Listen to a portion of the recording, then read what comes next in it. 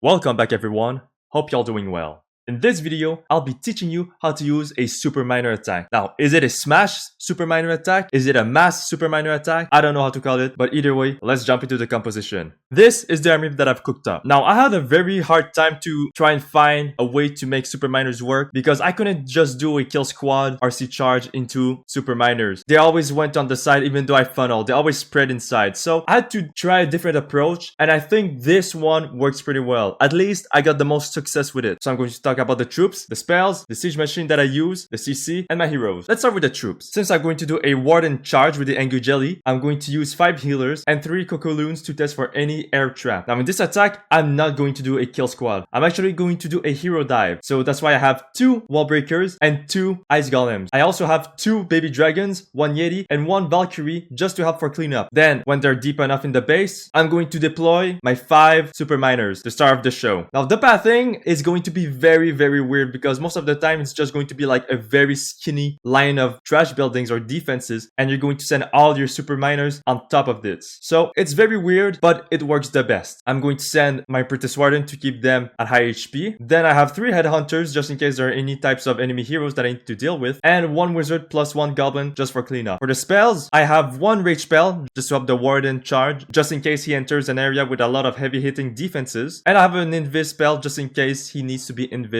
if he takes too much damage. I also have 3 skeleton spells. Usually what I do is that I use at least 2 of them with my hero dive, and if I can keep 1 of them, I can either use it with my warden charge or with my main push. I have 1 healing spell just to keep my superminers alive when they arrive in a heavy hitting area or when they're under the eternal tome. I have 1 ice block just in case I need to freeze any types of troops or heroes in the base. That way they keep the damage on top of them mitigated for my main push or my other troops, and 2 free spells. They're going to be very useful to freeze any types of defenses like the town hall, like the monolith, like a single inferno tower, etc. For the siege machine, I'm going to use the battle drill. Yes, I'm going to use the battle drill because I find that he gets more value overall. Because I want to keep the spirit fox on top of my RC, this is a great way to stun defenses and to actually help the miners to destroy buildings while still having damage mitigating on top of them. So it pairs very well with this type of attack. For my CC, obviously 2 drills because mine are not level 5 yet. I've decided to have 1 rage spell just to help my hero dive in case I need to boost the damage, and 1 poison spell to deal with the enemy CC. For my troops, I've decided to use 4 super hog riders as they'll be able to clear off the remaining defenses, meaning it's going to help my super miners to destroy the remaining defenses if there are still any. So it's like doing a super hybrid variant, which kind of is funny. I have 1 hog riders just as a filler and 1 minion as a filler as well, but can also help to detect any types of radar bombs. If you're lucky, you can trigger a farm of radar bombs, which are going to be useful to save you healers if you still have any. For the heroes, I decided to use, for the king, the Phoenix. That way he gets more value overall. He's going to tank for a longer period of time, and he's going to get revived. I've used the Earthquake Boots just to open the core, that way he can advance, and the Spiky Ball to cripple buildings around him. For the queen, I've decided to pair her with Frosty, with the healer puppet, and the action figure. The Frost Mites will be able to mitigate a lot of damage. The healer puppet will be able to keep my queen alive, and the giant will be able to act like a mini hero, mitigating a lot of damage and dealing a lot of destruction overall. For my warden, because I want to do a warden charge using Max's trick from Elevate, I've paired him with the Angry Jelly with the Rage Gem as well. I've paired the Eternal Tome just in case I need to use it to keep my troops alive, but you can also use a Healing Tome in case because the superminers are actually pretty tanky. And last but not least, I have the RC. I've paired her with the Spirit Fox, that way she can become invisible, especially with the superminers going on the ground. She'll be more vulnerable to more damage, so the Spirit Fox will be able to keep her alive for a longer period of time. I've paired her with the Electro Boots to deal with any types of skeleton traps, that way no one will be stalled on them, especially the superminers. And I have the Rocket Spear just in case I need to destroy, let's say, a building like a monolith or the town hall, which is pretty isolated from the base. So that being said, that's the army. Let's jump into planning.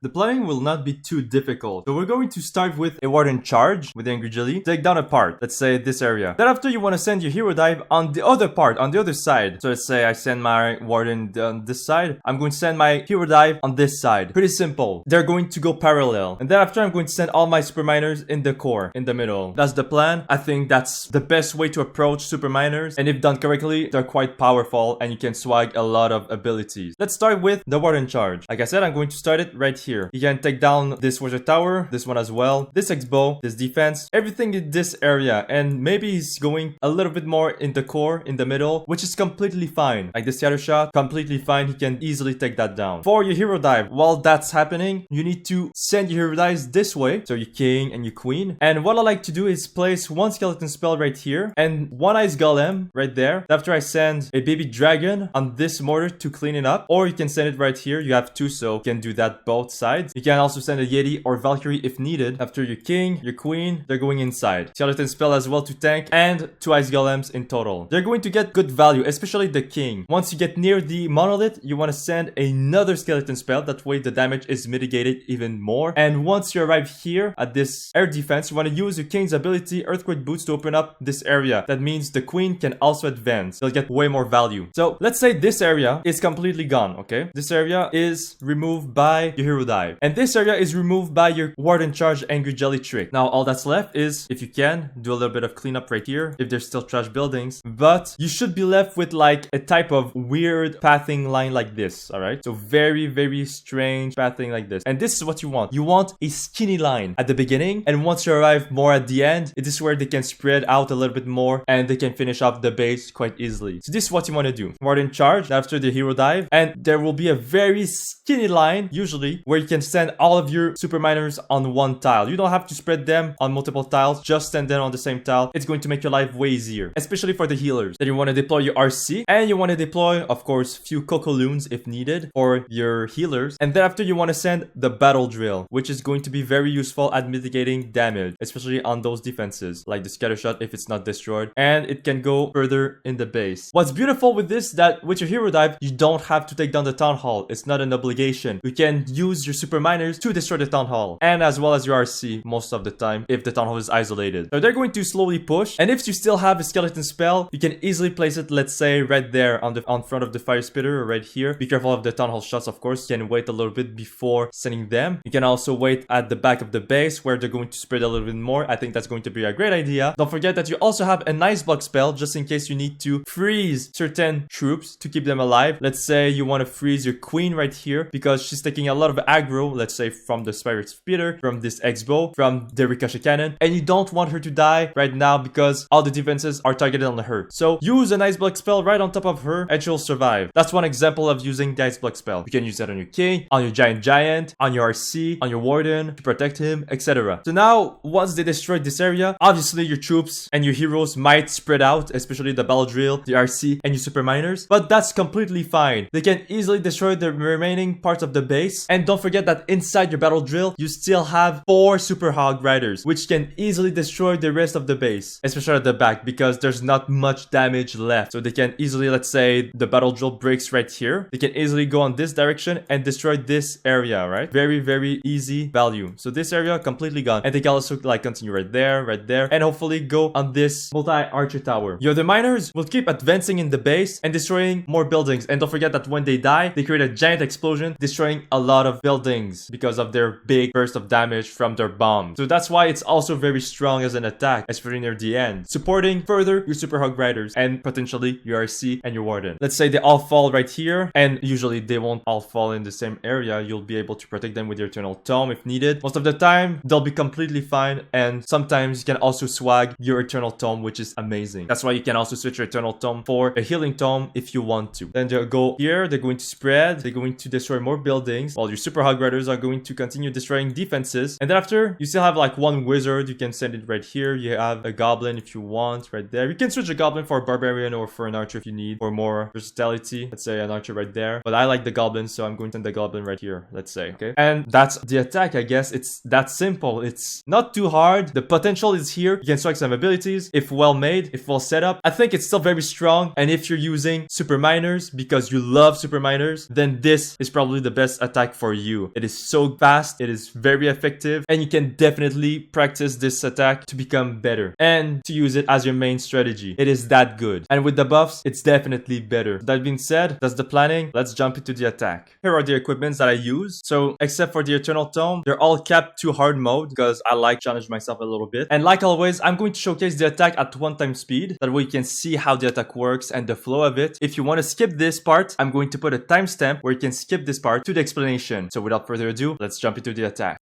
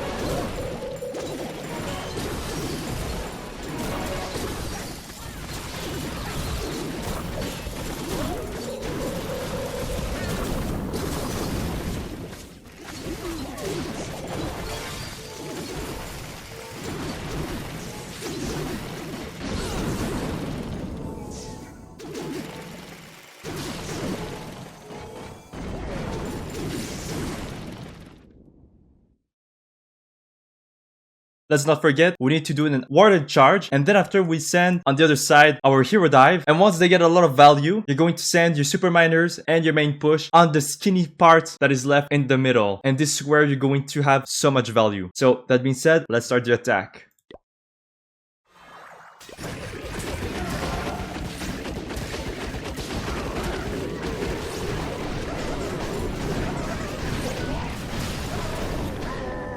Very quickly, I've decided to place a skeleton spell to mitigate the damage for this geared up cannon. That way my warden doesn't get melted and I don't have to use another spell. Very easy, just send one skeleton spell, then after a balloon, just to test for any air traps. Is also going to help to mitigate damage and take the aggro of the geared up defense. Then after I place my healers to heal my warden, and my warden is able to destroy this defense and is going to continue pathing inside and destroying more buildings. While that's being done, I've sent few funnel troops like the Yeti right here and the baby dragon. Then after I opened this wall with a wall breaker, I sent the ice golem, my king, my queen, and I've also sent this skeleton spell to mitigate as much damage as possible, especially for this single inferno tower.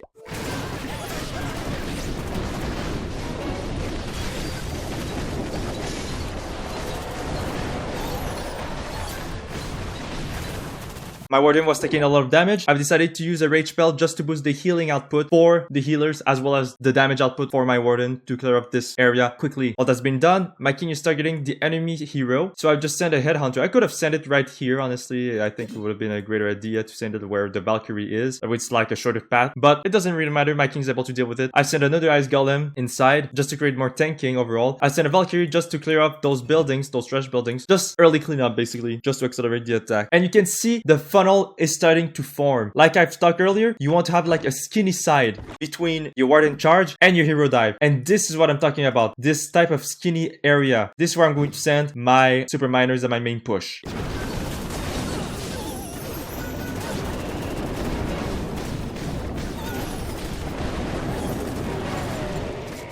Look at this. It is a perfect funnel. I can send all my main push right here, my super miners on the same tile to go there. They're going to path down here and they're going to stay in a straight line basically like around there. It is a perfect setup.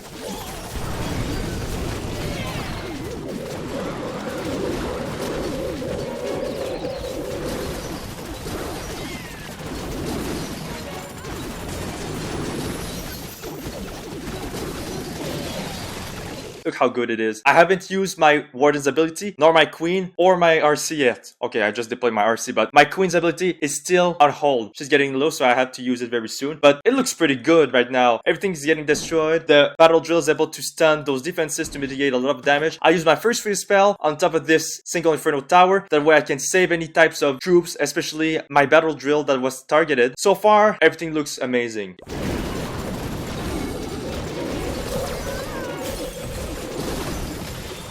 I've decided to use an ice block spell right there because they're taking a lot of aggro from all those defenses, and I wanted to keep my super miners safe once they come close to it. So this is very good. What I found funny is that the hook tower hooked this giant that was already frozen by the ice block, and he's not in the range, of course. He's outside. I thought he's going to thaw out earlier, but no, he's actually going to stay frozen until the effect of the ice block gets finished. So I thought that was just a little bit funny to see this. But other than that, everything looks very good. I still have my RC's ability. I still have my Warden's ability. I still have 3 spells, 1 healing spell, 1 free spell, and 1 invis spell. Everything looks perfect so far.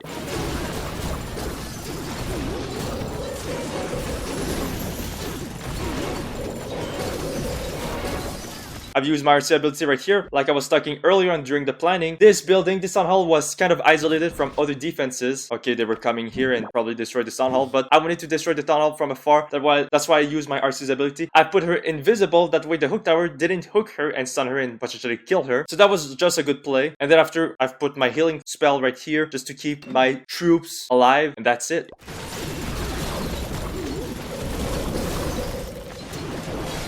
My super hog riders just came out of the siege machine. I still have super miners. This is like the super variant of hybrid, which is kind of funny. And honestly, they synergize quite well because the super hog riders are able to destroy those defenses, and the super miners are able to destroy the trash buildings outside. So they become the cleanup crew afterwards. And look at that. I still have a rage spell. I'm not going to talk about the poison spell because there weren't any CC during this video. But I still have, most importantly, my Warden's ability. I haven't used it yet. This is to show how powerful this attack is.